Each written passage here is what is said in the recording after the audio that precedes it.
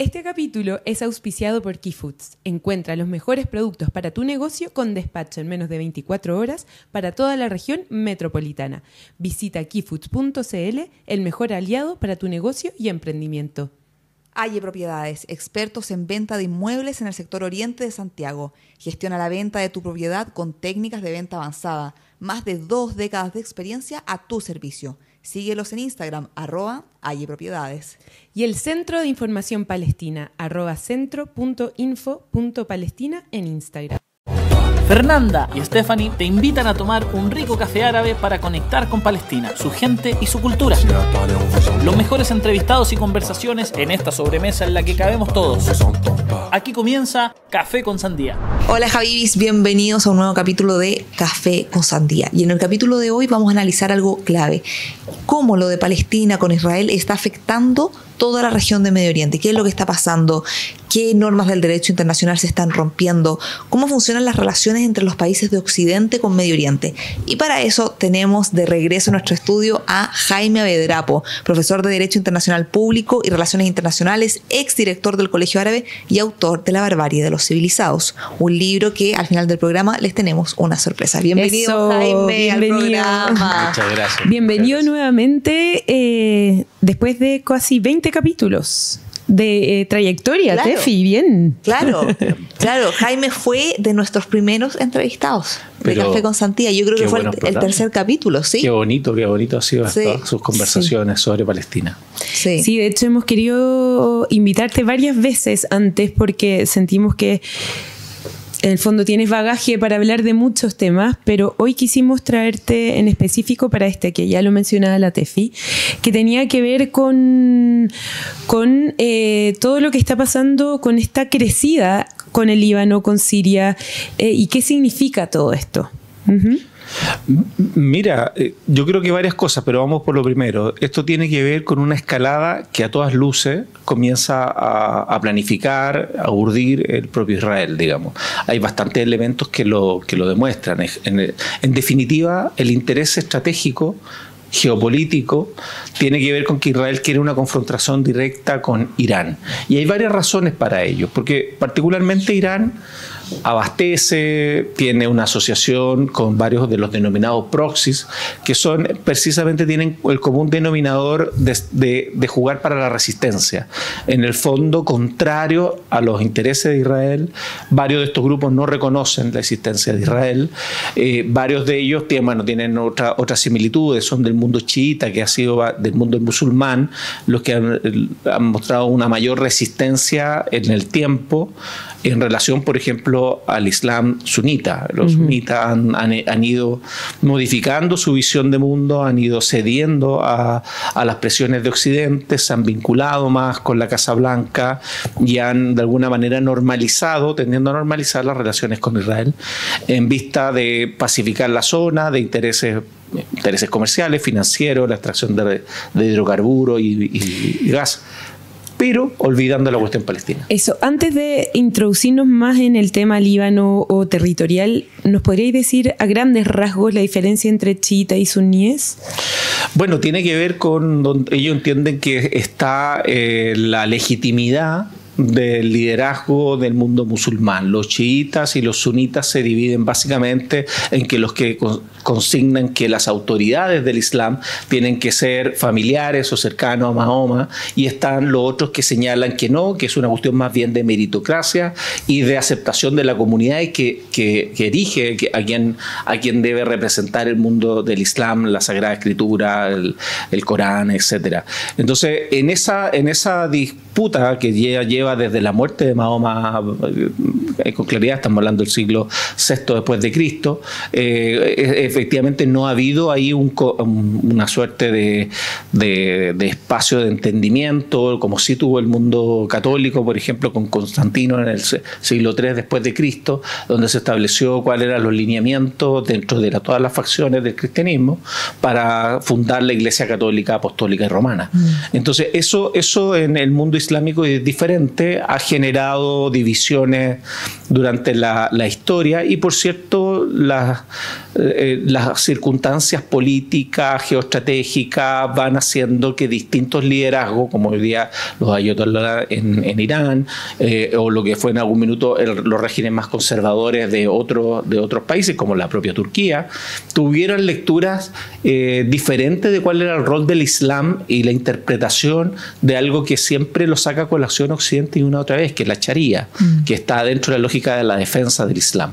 Entonces, las interpretaciones de ambas corrientes han sido diferentes respecto a ciertos aspectos, que es lo que de alguna manera permite entender lo que algunos entienden de manera muy simple, y yo me diría que hasta patológica, cuando se habla del choque de las civilizaciones de Samuel Huntington y de otros pensadores que han visto que efectivamente después del periodo de la Guerra Fría iba a haber una suerte de reivindicación identitaria que iba a significar conflictos a nivel mundial y global, como efectivamente está ocurriendo. Ahora hay que entender que también hay otras razones que están más bien en un orden justo e injusto heredado del colonialismo europeo, que también es parte de lo que Occidente no quiere comprender y que explica de alguna manera la cantidad de conflictos. Efectivamente, y para no explayarme demasiado, probablemente la primera característica de la herencia colonial es básicamente lo que creó las circunstancias para crear el Estado de Israel, que tiene otro elemento, como también la conmoción que creó el Holocausto, la reparación que Europa de alguna manera le hace a los judíos, y a la misma vez soluciona un problema histórico de sacar a los judíos de Europa y trasplantarlos hacia Palestina. Entonces, en ese contexto, efectivamente, la interpretación del mundo islámico de repente lo que estaba ocurriendo allí, por cierto, estaba en todos los países que estaban en pleno proceso de aceptación de las ideas de Occidente, muchos con las ideas panarabistas, muchos con Nasser, que vieron en el fondo en las lógicas de desarrollo del socialismo una alternativa también para el mundo islámico, después de la conformación de Israel y a medida de las frustraciones de la ciudadanía y del juego de la política exterior, unos con la Unión Soviética, otros con Estados Unidos, y en esta lógica ha ido decantando esta suerte de conflicto permanente que nosotros vemos en Tierra Santa, en Palestina, en Medio Oriente en general, por ejemplo, está haciendo Francia. Bueno, no me quiero ir a otros temas porque me imagino que las voy a sacar de un ordenamiento lógico que tenían para bueno, pues irme por las ramas. No, está perfecto. Y está súper bueno tener ese contexto. Tú dijiste al principio, bueno, porque, y lo hemos visto, Israel lo que busca es el enfrentamiento con Irán. ¿Qué gana Israel en este enfrentamiento con Irán? Porque tampoco, como hay países entre medio, también es complejo hacerlo de forma directa. Entonces, ataca al Líbano con Hezbollah, que en el fondo Irán apoya a Hezbollah, y de esa forma se empiezan a generar conflictos.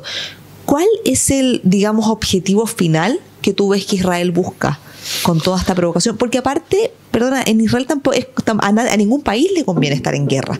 Entonces, ¿qué tanto gana?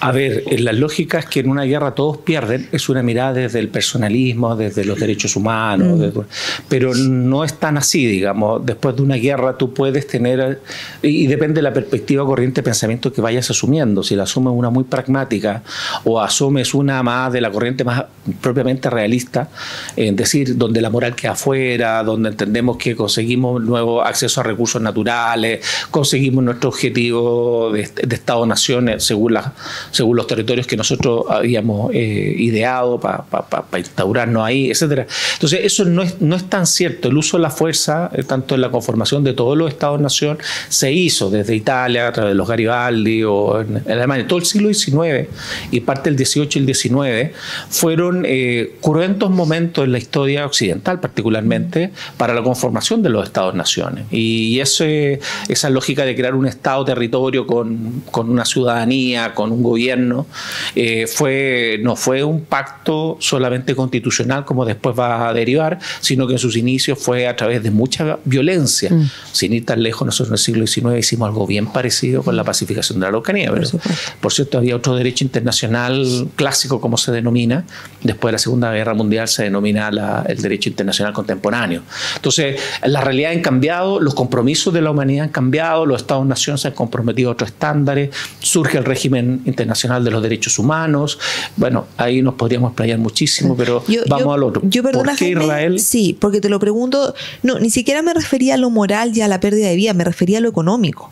Porque entiendo que Israel también está sufriendo económicamente con esto. Está en un momento muy complejo de sostenibilidad, en eso por cierto, pero hay elementos coyunturales que de alguna manera lo permite. Primero, se ve en costo-beneficio. Para Netanyahu, el gobierno actual, sería muy costoso salir con una percepción de derrota del campo de batalla, digamos. Claro. O sea, eso sería lo que está cautelando las águilas, los que entienden la política exterior desde el ataque, desde la confrontación y de conseguir objetivos estratégicos. Por cierto, ellos siempre están mirando en la balanza cuál es el costo del punto de vista de la mantención del poder, mantenerlo para aumentarlo, y en esa lógica, aunque esté muy quebrado económicamente, hay que recordar que tiene un respaldo acérrimo de parte de los Estados Unidos. O sea, se tendría que acabar primero la Reserva Federal de los Estados Unidos antes que quebrara Israel. Segundo, la percepción de derrota desde una mirada de Israel y Netanyahu y su gobierno en lo que ha hecho en los últimos 17 años, es que podría ser un alto costo político y social.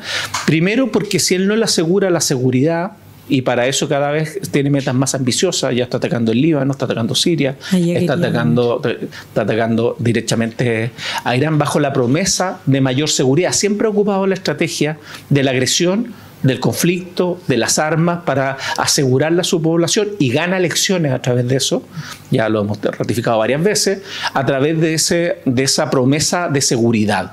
Nunca el acuerdo, nunca el entendimiento, nunca la viabilidad de crear un Estado nacional palestino, sino que siempre él, a través de la confrontación, conseguir el objetivo sionista, el proyecto original, y va obteniendo respaldo ciudadano. Si él llegara a tener la percepción de derrota, como de alguna manera se dejó entrever el 82, también cuando incursionó sobre el Líbano, o más adelante el propio 2000, los primeros años de 2006 creo que fue, otras incursiones en donde quedó la sensación de que Israel no era tan imbatible y que tuvieron que retirarse, efectivamente hoy día podría salir carísimo, porque ¿cuál es el mayor costo? Son varios, pero me voy a ir al más fundamental, que la gente de Israel se empieza a ir. Que ya está pasando de alguna manera. Está pasando. Si tú contemplas el solo hecho que aproximadamente 5 millones de israelíes tienen doble pasaporte, claro, y a lo mejor ya hasta 3 posibilidades de irse a distintos países, la verdad es que el costo-beneficio de quedarse en Israel, cuando además un grupo, no tengo la menor duda, un grupo importante, un grupo significativo, señala que es su proyecto de vida y se van a quedar ahí hasta el final, pero hay otro porcentaje de la población que finalmente no se ha terminado de enraizar ahí, llevan pocas décadas, fueron trasplantados de otro lugar en un contexto político bien diferente. Hoy día Europa, bueno, todavía no, aunque las tendencias van subiendo, el nacionalsocialismo ya no es una corriente principal desde donde ellos huyen. Sin embargo, bueno, hoy día está una suerte de renacer de algunas de esas miradas, las paradojas de la vida de ese nacionalsocialismo, o las nuevas formas de derecha, digamos, excluyentes, sectarias, xenófobas, etcétera, que están creciendo en Austria, en Alemania, en Francia. Hoy día se llevan bastante bien con el sionismo. Entonces son las vueltas de la vida y las paradojas. Claro, ¿no? Claro, es una ironía. Yo me quedé pensando, Jaime, en esto que tú decías, bueno, la narrativa de que todo esto se hace por la seguridad de Israel, por proteger a sus ciudadanos.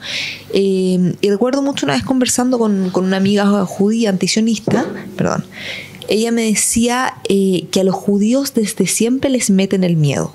O sea, en ellos parte de la cultura, parte de la crianza es que el holocausto es un presente, que el mundo los odia, que ellos siempre son la víctima. Entonces eso me hace sentido en el fondo que la narrativa de Netanyahu sea: yo te voy a proteger y para eso necesito meterme y agredir a todo Medio Oriente. Como si me eres vulnerable, básicamente. Exacto. Y lo que lo estamos mirando con mucha intensidad es que eso prolongado mucho tiempo, y no pasa solo a los israelíes, digamos, es algo permanente. En la Segunda Guerra Mundial también lo vimos. Viene una decadencia humana, porque finalmente cuando estás matando, ya finalmente porque conseguiste identificar a tu enemigo como un no ser o un infrahumano, la verdad es que no tienen ningún tema de conciencia, y de verdad comienzan a perder las lógicas de realidad, las lógicas de sentido, y efectivamente comienzan, por cierto, va a haber después un aumento de consumo de drogas importante dentro de su población, evasión, no querer reconocer, son posiciones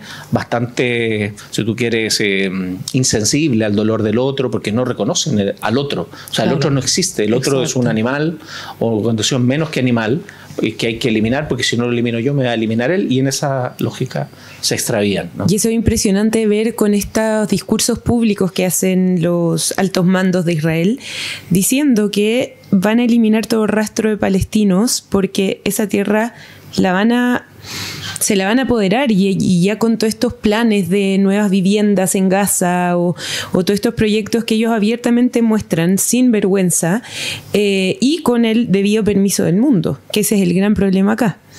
Claro, muchos siguen sosteniendo, en el miedo que tú señalabas y describías también, en el fondo que tienen derechos de reparación todavía. Ya recordemos que Alemania hace algunos pocos años terminó de pagar lo que le había significado las sanciones económicas, de indemnizar lo que se pasó en la Segunda Guerra Mundial, y así muchos otras sanciones que se le habían puesto a quienes estuvieron partícipes, fueron cómplices del Holocausto. Y hoy día esa sigue siendo una sociedad que se observa a sí misma con un derecho de reparación interminable, siempre tiene posición de víctima. Uno puede observar en los sionistas que están en esta parte del mundo, cuando escriben sus columnas, claro, o hacen sus opiniones, ellos vuelven a insistir que ellos están siendo de alguna manera el dique que está conteniendo en primera línea a ese oscuro mundo islámico, radical, fundamentalista, que lo representan en Irán y todos los proxies, digamos, y que primero en ellos están como una valla de protección o de aseguramiento de Occidente, porque si no lo hacen ellos, probablemente esta lacra o esta amenaza del Islam, va a llegar hacia toda Europa y mucho más, y sus planificaciones son globales. O sea, finalmente todos los argumentos que van contra el multilateralismo, sobre acuerdos, sobre temas políticos, para ellos han minimizado absolutamente que parte del problema sea precisamente que siga habiendo ocupación en Palestina, que no haya un Estado palestino, que se violen sistemáticamente todas las normas. Todas las normas, en la interpretación de ellos, siempre están miradas por Naciones Unidas para atacar a las políticas de Israel, que son siempre defensivas. Entonces, en ese sentido, han perdido. Ahí yo tengo una pregunta, porque vemos que el gran proyecto de este gran Israel incluye Siria, incluye el Líbano y gran parte de Medio Oriente. Hoy día Israel está con el permiso absoluto de hacerlo. Ya se tomó gran parte de la Franja de Gaza, está en Siria, y hoy día los ataques los vemos súper vivos en el sur del Líbano.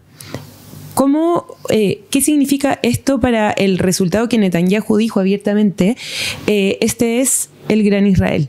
¿Qué significa todo esto? Mira, se sinceró los propósitos de Israel, porque hasta ahora habíamos tenido ciertos intelectuales, habíamos tenido ciertos políticos, Ariel Sharon en su momento, pero de manera mucho más tímida, poco frecuente, señalaban o hacían la alusión al proyecto sionista originario, digamos, hasta dónde querían llegar y hasta dónde podían llegar y hasta dónde iban a poder llegar. Yo creo que hasta la década del 90, siglo pasado, hubo dentro de los que negociaron algún tipo de compromiso real de explorar la posibilidad de dos estados, pero claramente fue una fuerza minoritaria. Bueno, ya sabemos lo que le pasó a Isaac Rabin, digamos, por haber llegado a un tipo de negociación. El proyecto sionista está ahí, y sabemos que Estados Unidos con el tiempo ha ido cada vez más cediendo a las capacidades estratégicas de Israel de tener influencia en el seno de esa sociedad. De Estados Unidos, la verdad, no se puede esperar mucho más, tanto por el tipo de cristianismo protestante que tienen, muy vinculado al sionismo como proyecto, que es si tú quieres, una legitimidad social que tiene todo el respaldo de Estados Unidos. Segundo, los intereses de tipo corporativo, la industria militar, y podríamos seguir en eso de Wall Street, en gran medida controlado en gran medida por operadores del mundo sionista representados allí.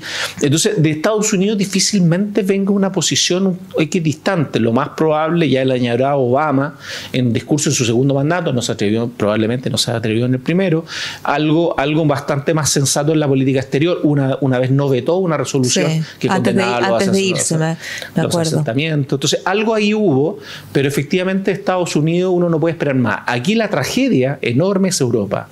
Europa está en un descrédito absoluto. Europa ha perdido el rumbo de ser la cuna de los regímenes internacionales, Segunda Guerra Mundial en adelante. se está transformando en un paria porque ya no tiene credibilidad alguna.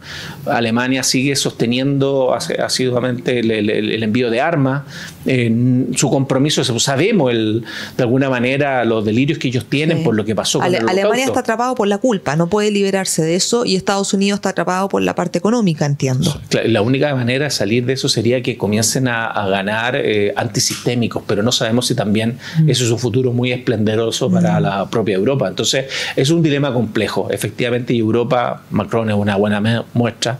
La verdad es que el discurso de los derechos humanos y de la libertad y todo esto que tuvo Europa mucho tiempo, hoy día están bastante difíciles de poder darle una coherencia. Claro, no se sostienen. No se sostienen. Y yéndonos directo a lo específico, ¿qué significa hoy que Israel esté tomando parte del Líbano? Que ya esté entrando, esté instalando banderas de Israel en ese territorio. Eso es una ocupación efectiva. Ellos dicen que es por medidas de seguridad, porque desde ahí siempre se articula Hezbollah.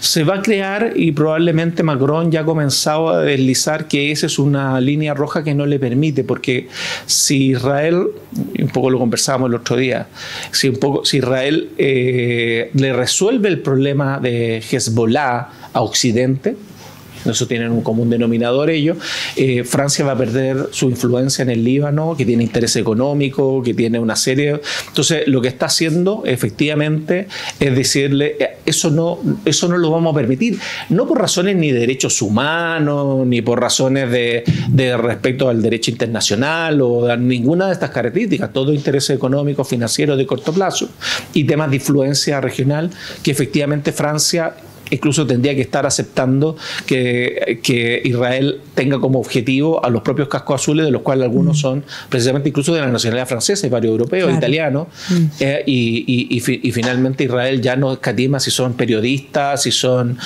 cascos azules, le da prácticamente lo mismo. Entonces, en ese sentido, ya Europa está perdiendo todo tipo de performance, todo tipo de credibilidad. Por cierto, esto va a ir a peor, no se ve el liderazgo que comiencen a hablar de una lógica distinta, de manera, si tú quieres, con probabilidades de asumir poder en distintos países de Europa.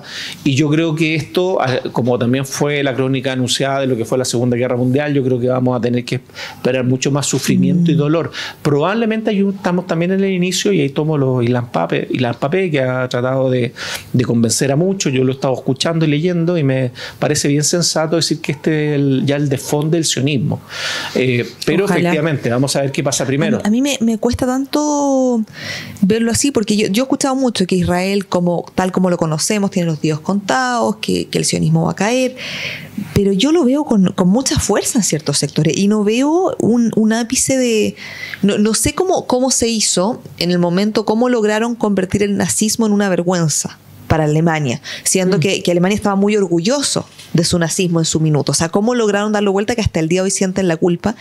No veo cómo pueda pasar lo mismo con el sionismo, que algún día los ciudadanos de Israel miren para atrás y digan no puedo creer lo que hicimos, y le hagan esa reparación a los palestinos. Me cuesta verlo así. Yo concuerdo contigo en el corto plazo. Me parece que, pero tiene que ver un poco más de la perspectiva de pensamiento que yo abrazo. Yo abrazo cierta esperanza. Yo me imagino el horror de los judíos en el tiempo del Holocausto, cuando partieron las agresiones, las persecuciones. Acuérdate que fueron por siglos, de Rusia tuvieron que huir en su momento. Entonces me imagino que pensaron que eso nunca se iba a terminar. Entonces yo creo que estas cosas, en los tiempos, una cronología lineal de la vida de una persona, de la especie humana, la verdad es que esto se hace una cruz demasiado pesada. Pero si uno tiene una proyección histórica, cuando un actor, Japón en su momento, China en otro momento, lo de la Segunda Guerra Mundial a través de lo que hicieron el nacionalsocialismo y el fascismo, les llega su hora, en su minuto, donde pareciera que hay un nuevo renacer, que no duran eternamente, que vuelven a generar procesos de descomposición, que vuelven a generar normas que después no se respetan, pero que efectivamente estamos mirando probablemente el ocaso, el atardecer de un proyecto sionista. Ahora, ¿hasta dónde va a llegar ese proyecto sionista para que después comience un proceso de entendimiento de lo que están haciendo? Estoy hablando de los ciudadanos israelíes, que puedan magnificar lo que están haciendo, la vergüenza que pueda significar aquello. Tú hablaste de eso, movilizar la vergüenza, me acuerdo, en el capítulo anterior. Ese término o ese concepto nos quedó muy resonando, porque es así, o sea, van a tener que... ¿Cómo se va a movilizar esa vergüenza cuando hoy día vemos que se jactan en redes sociales de lo que hacen? Exacto. Por eso hay que superar un par de generaciones. Hay que ver cómo... A ver, yo recuerdo la discusión que escuché a colegas belgas, por ejemplo, hace algún tiempo, cuando ellos hablaban no con mucho orgullo de lo que habían hecho sus abuelos en ciertas zonas de África, y lo que hoy día significaba después, lo que significó los Tutsis, los Hutus, etc. Y ellos sentían ahí que ellos habían tenido una responsabilidad histórica. Por cierto, nunca se pagan todas esas deudas de manera relevante, pero las sociedades tienen la posibilidad de enmendar o modificar su rumbo. Vuelvo al ejemplo del nacionalsocialismo. O sea, los alemanes no son por naturaleza creadores de holocausto. Si uno sigue el mundo germánico, bueno, han estado enfrascados en varios conflictos, y han sido guerreros prácticamente muchas veces, pero también tienen grandes artistas y también tienen una sociedad que hoy día, propiamente Alemania, cómo se comportan hacia los conflictos como el palestino, la verdad es que ahí es donde uno se desmoraliza, pero en el fondo los alemanes hoy día tienen una sociedad bastante armónica, están teniendo sus problemas económicos, están teniendo severos problemas en algún sentido, pero son un faro para el cambio climático, es una sociedad con mucha riqueza también. Y eso hace algunas décadas atrás era impensable cuando estaba la Alemania en el suelo y habían sido los precursores de matanzas de aproximadamente 6 millones de judíos. Bueno, es un número que siempre se discute, pero fueron muchísimos. No, pero al final si no fueron 6 millones, al final si fueron 6 millones, fueron 4 millones, fue una masacre igual. Exacto. O sea, en el fondo hay que reconocer los genocidios. Jaime, me gustaría, bueno, hablamos de Francia, en el fondo sabemos ya que el mundo no se está moviendo por lógicas de derecho humano. Francia está apoyando al Líbano, está mandando armas para que se defiendan de Israel por el tema de tener cierto control, cierta influencia a través de la derrota de Hezbollah. ¿Qué pasa con España? Que España hace tiempo ha dado un giro, claro, con la excusa del tema de los derechos humanos, de apoyar a Palestina, de reconocerla, de aumentar la ayuda para UNRWA. ¿Por qué España está apoyando más a Palestina? A ver, ¿qué gana? España es un excelente ejemplo de cómo ha sido efectiva la política exterior de Estados Unidos, de Israel, en que han ido generando una pinza que ha afectado las decisiones de la propia Unión Europea en términos generales. Esto fue así hasta antes de este proceso de genocidio que se abre en Palestina, 7 de octubre en adelante, donde España ha retomado de alguna manera su posición histórica. Yo me acuerdo del canciller Moratino, me acuerdo de Felipe González. Estos eran fervientes partidarios de la creación del Estado palestino, no lo olvidaban nunca, menos en los foros internacionales. Impulsaban la discusión. Acuérdense que antes de Oslo, la conferencia para la paz se hizo en Madrid. Madrid era un foco permanente, estoy hablando de los 90, 92, 91. Se hicieron acciones diplomáticas por parte de España para la creación del Estado palestino. Eso se empezó a perder, el PP comienza a llegar, por supuesto, a Aznar, se alejó mucho, se puso en la foto las Azores, estuvo del lado de Estados Unidos frente a una agresión en Irak. Y la agresión no lo digo yo, lo dice toda la literatura, lo dicen las resoluciones del Sistema de Naciones Unidas, fue una agresión absoluta, una guerra ilegal, rompe el derecho internacional vigente y hasta ahora no se ha reparado. Estoy hablando de una guerra en 2003, 2004, con el saqueo de Bagdad, etcétera, con todos los delitos y crímenes que ahí se cometieron y que hasta el día de hoy están impunes. De ahí en adelante el mundo cambió y España tomó una posición bastante cercana a las lógicas de Washington, entendiendo que eso era el porvenir de España, que ahí estaban las tecnologías, estaba entrar en el ámbito financiero, estaba a ser invitado a los grupos selectos como el G8, en ese momento el G7, después G8, ahora G7 de nuevo. Bueno, todos estos grupos en donde se corta de alguna manera el queque del orden mundial. Y en ese sentido, España comienza a dar la espalda al sentir mayoritario del pueblo español.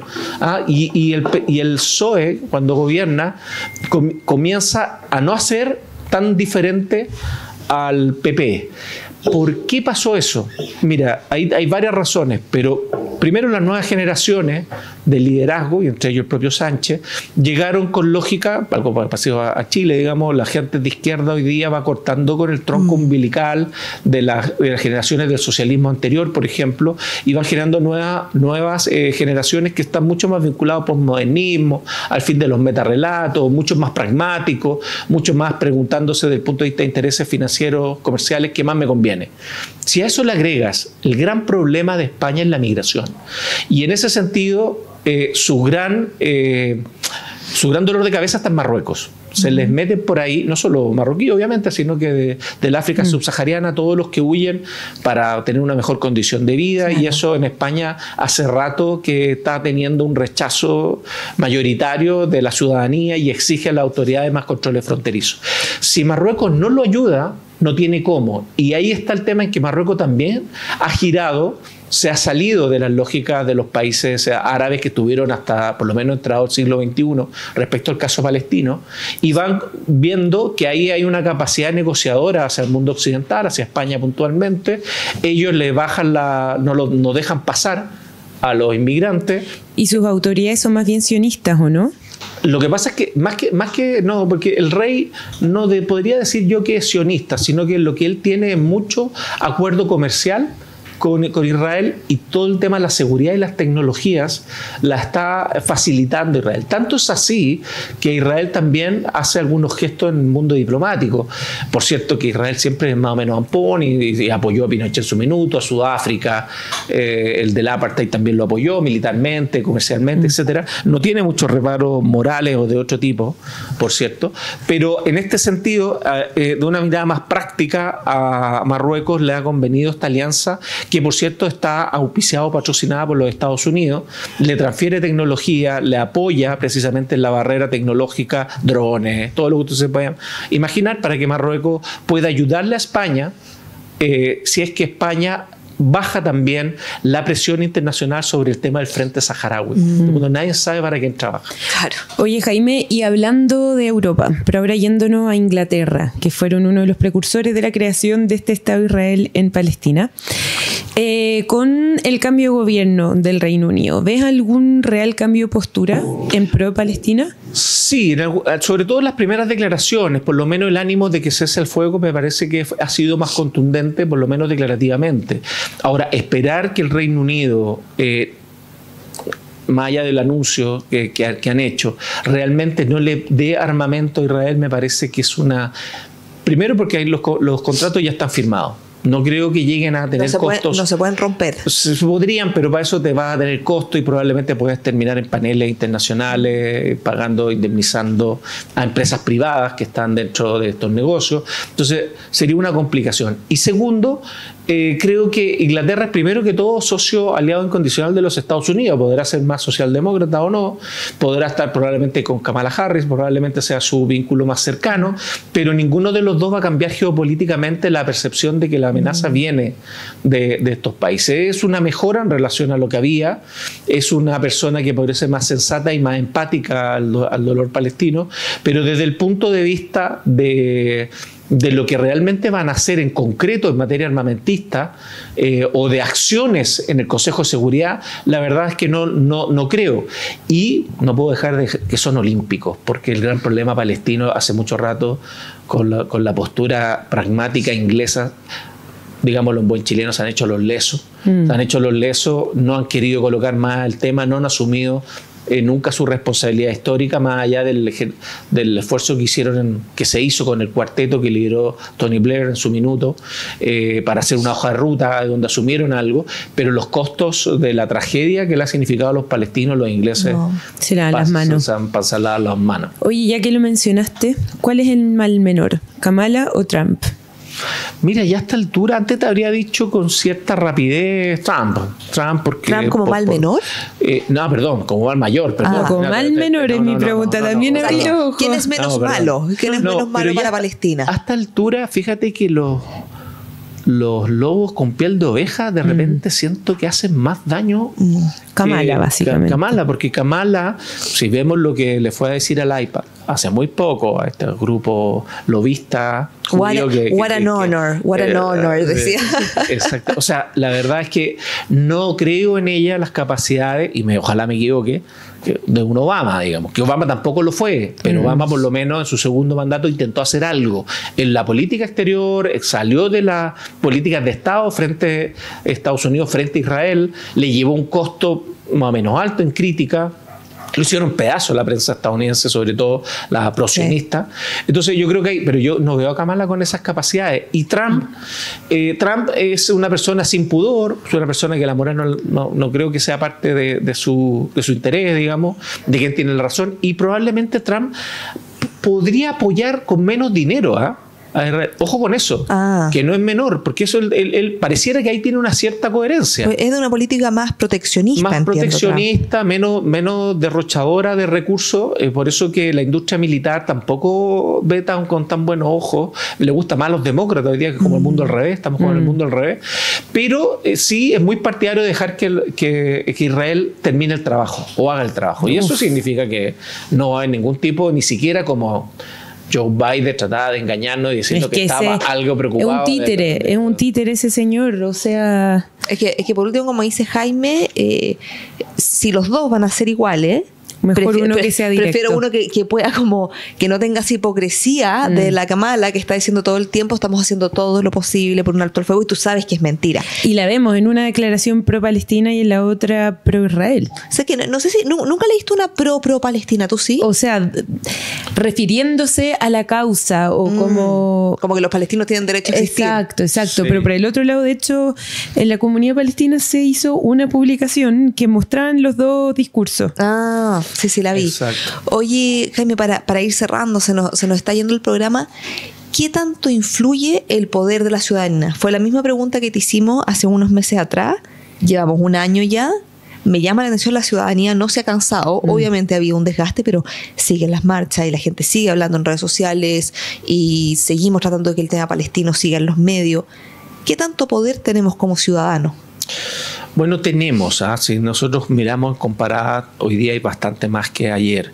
Lo que sí los tiempos, y ahí perdónenme por el concepto, pero la posmodernidad está haciendo cambios. O sea, hoy día sufrimos intensamente por Palestina, pero un cuarto de hora y después pasamos a la otra cosa. Digamos, no son las posiciones, si tú quieres, de vida, un poco, o sea, más vitales que teníamos nuestros padres o nuestros abuelos, y yo mismo probablemente en mi época de la adolescencia era mucho más intenso y permanente en eso. Hoy día los distractores son muchos y pasamos de una causa a otra rápidamente y los metarrelatos son bastante más subjetivos. Veo mucha gente en una posición pro-palestina que aplaudo, pero muy desinformado, como que no está la coherencia de yo quiero esta causa, yo creo que hay una injusticia, me voy a preparar para defenderla. No, yo te lo digo a nivel de universidades, cada uno va a ser médico, el otro va a ser ingeniero, tienen que sacar sus carreras y esto es como tangencial. Como casi un hobby. Entonces, claro, yo valoro mucho lo que hicieron en Estados Unidos, los mismos cabros de acá, la Universidad de Chile, la acampada, y todo esto, yo las valoro mucho y las relevo siempre que puedo. Pero a ver, primero, la solución y las democracias no están modificando su política exterior por esto. A lo mejor en Chile tienen más incidencia incluso hoy día que en otros países europeos, por ejemplo.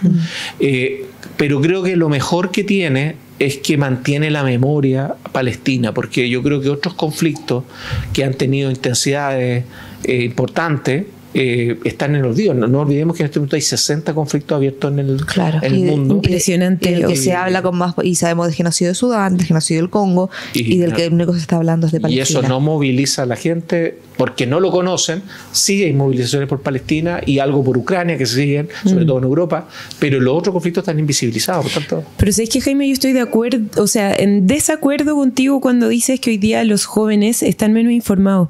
A mí me ha sorprendido gratamente lo mucho más informada que está la gente o con ganas de aprender más de los temas que antes, cuando uno decía, por ejemplo, llevémoslo a algo más local, como la causa verde, medioambiental.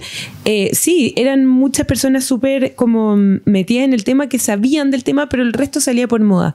En Palestina siento que hay un interés real de saber lo que está pasando, y de repente nos llama la atención cómo personas que no tienen nada que ver se están informando, personas que no tienen ni una raíz árabe, por decirlo así, se están interesando más. Por supuesto que hay un número gigante que falta todavía porque aprenda. De hecho, por eso nacen estas iniciativas como el podcast, para que la gente cuide lo que conoce al final. Pero bueno, dentro de las cosas que la gente puede hacer para aprender más del tema es tu libro. Así que quiero que por favor nos hables de él, nos cuentes de qué se trata, bien cortito, para dejar a la gente enganchada y contarles que hoy día tenemos concurso. Oye, espero que tengas razón y que sea así. No te voy a discutir el punto, porque me parece que si tú tienes esa percepción, me alimenta más el alma. Así que vamos a esperar que sí la gente se esté informando mucho más. Al menos espero ser optimista en eso, porque ya es demasiada tragedia entre medio, que traigamos una cuota de esperanza a todo esto. Puede ser que porque sea muy exigente con mis alumnos. Yo.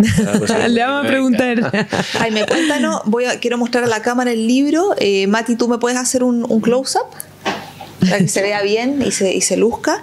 Y nos puedas hablar, Jaime, por mientras, ¿con qué nos vamos a encontrar en La barbarie de los civilizados? Mira, La barbarie de los civilizados surge precisamente del 7 de octubre, en donde decía, ¿qué hago? O sea, esto como que se tiene que documentar, esto hay que decirlo, cómo tiene que ver con el derecho internacional, pero no hablando de manera complicada ni jurídica, sino que en una obra breve, no pensando en el conflicto palestino a cabalidad ni con sus contornos, porque eso sería una obra mucho más rica, mucho más amplia, más densa probablemente, con muchas más páginas, sino que algo para la gente que no conoce la franja, cómo se vive, qué es lo que es una ocupación, desde cuándo partió, cuál era el proyecto de Israel, por qué se sostiene que Israel unilateralmente decide dejar a los gazatíes en una zona de territorio para que vivan su libertad y su autodeterminación. O sea, una serie de falacias que el libro intenta de alguna manera demostrar de cuáles son los indicadores, cómo es la vida de los gazatíes, qué dicen distintos organismos internacionales, se recopila información, y lo que me parece que cabe bastante relevar es que de alguna manera, de manera muy sintética, se le muestran cada vez que se han sufrido castigos colectivos sobre Franja, la frecuencia que tienen, los daños que tienen, qué lo originó, cuál es la respuesta de la potencia ocupante, y eso con alguna mirada, si tú quieres, no tan profunda, pero a mí me parece que por lo menos útil para saber lo que dice el derecho internacional de lo que está haciendo Israel. Más o menos ese es el propósito. O sea, dale, Finia. No, yo iba a preguntar dónde lo podemos encontrar, porque me lo quedo yo. Maravilloso que te lo digo. Mira, ese bueno, se presentó este año, a comienzos de año, está casi todas las librerías en la Antártica, excepto en la Feria del Libro. Por alguna razón la editorial Tajamar no trabaja con ellas, pero en Antártica, en el GAM, en varias de barrio. Es bastante accesible. Y está de Arica a Magallanes, entiendo que más o menos casi todas. Este libro, Jaime, entonces, ¿es recomendado para alguien que no sea un experto en el tema, que diga, chuta, ¿por dónde parto? ¿Este podría ser un buen libro para partir? Yo creo que sí. Bueno, tendría que leer, yo le diría que lo lea y que me cuente, pero yo diría que sí. O sea, de los otros libros que tengo, este es el último, está hecho de manera desde la pena, digamos, desde la rabia de lo que estaba ocurriendo, y pensé que podía ser útil para alguien que desconociera la realidad de Franja de Gaza, se pusiera a hacer una noción. Perfecto. El Palestina y la indiferencia de los estados, un poquito más complejo, aunque no es mucho más largo que ese, y el otro es las razones por las que Israel debiera comparecer ante la Corte Penal Internacional. Ese es más jurídico, hay razones de que se está investigando por la Corte, pero eso le puede interesar a alguien que tiene formación jurídica. Perfecto. Fantástico. Entonces, los dejamos a todos invitados a participar en el concurso. Sí. Tenemos 4 libros ahora, porque como yo me quedo, hay 4, no 5. Pucha, quería ir rápida, pero quería quedar yo. O podemos dejar 3. Vamos a sortear. Vamos a compartir uno nosotros. Eso. Y nos vamos a ir compartiendo las notas. Eso. Y para nuestros queridos auditores del Café con Sandía, les vamos a dejar un concurso en redes sociales para que aprovechen, participen y lo lean. Jaime, nuevamente, muchísimas gracias por estar en Café con Sandía y esperamos tenerte una tercera tercera vez para analizar. Muchas gracias. Siempre muy interesante. Sí, pues de esta forma tan cercana, Sí. un poco más sencilla de comprender temas tan complejos. Así que muchísimas Eso. gracias. Muchas a ustedes, gracias. y que les vaya muy bien en este programa. Muchas Gracias. gracias. Que así sea. Y nosotros nos vemos el próximo miércoles. Chao, pescado. Chao, chao. Esperamos que hayas disfrutado de este capítulo. Puedes volver a escucharlo en nuestros canales de Spotify y YouTube. Sigamos esta conversación en nuestro Instagram y TikTok. @Café con Sandía. Parler, on vous entend pas.